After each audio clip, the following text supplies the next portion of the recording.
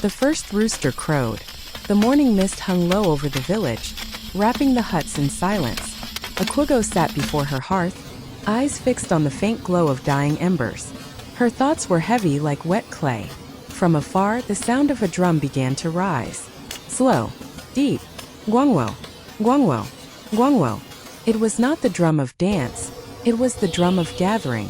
Obiageli entered the compound, carrying palm fronds in her hand. She said nothing, but her eyes told a story. A plan was brewing. Akwugo, she said softly, Neka and the others are coming. You will not stand alone. Akwugo looked up.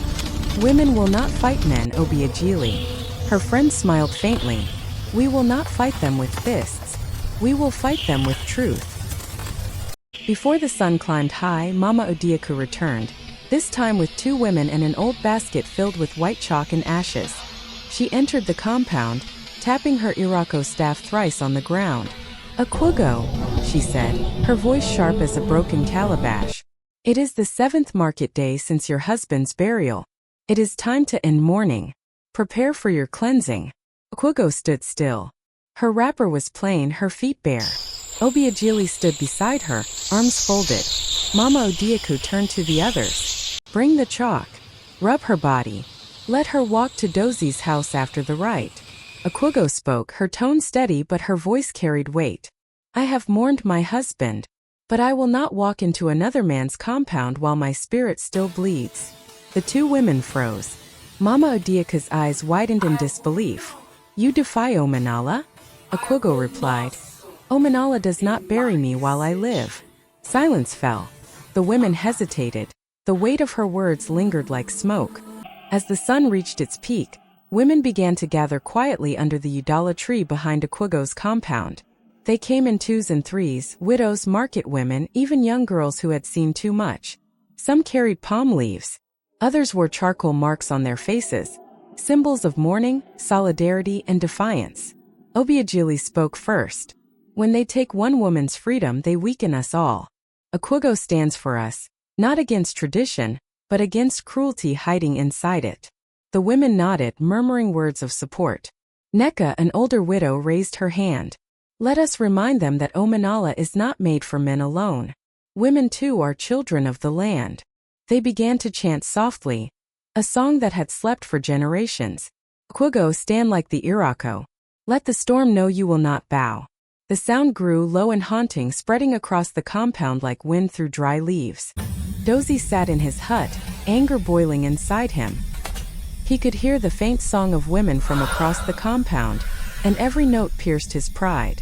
Nkoli, his wife, served him water, her hands trembling. He slammed the calabash on the floor. These women forget themselves. I will go there tonight and show her what a man is. Nkoli dared to speak, her eyes downcast. Dozie. She is mourning your brother. Let her breathe. He turned sharply. You too? Have you joined their madness? She bowed her head. No, my husband. But even the gods get tired of men who oppress the weak. Dozie's eyes narrowed. He rose and stormed out, his wrapper flying behind him like smoke. Twilight fell, and the air was thick with the scent of palm oil and wood smoke.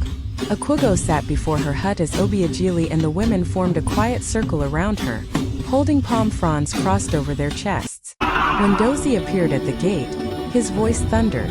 Akwugo, come out. Today I claim what belongs to my bloodline. The women stood firm. Obiageli stepped forward. You will not pass, Dozie. He laughed bitterly.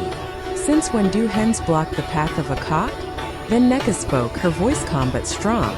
Since the cock began to peck its own shadow. The women began to sing again, louder this time.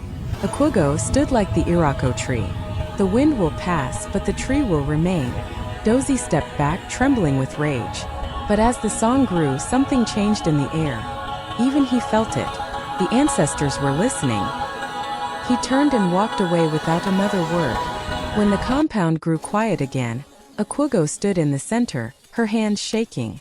Obiageli touched her shoulder. You have done what many could not. Akwugo whispered. I only spoke what pain taught me. They both looked toward the moon, rising full and bright over the udala tree. They shaved her head, they broke her peace but not her spirit. And in the heart of one woman's defiance, a seed of freedom began to grow.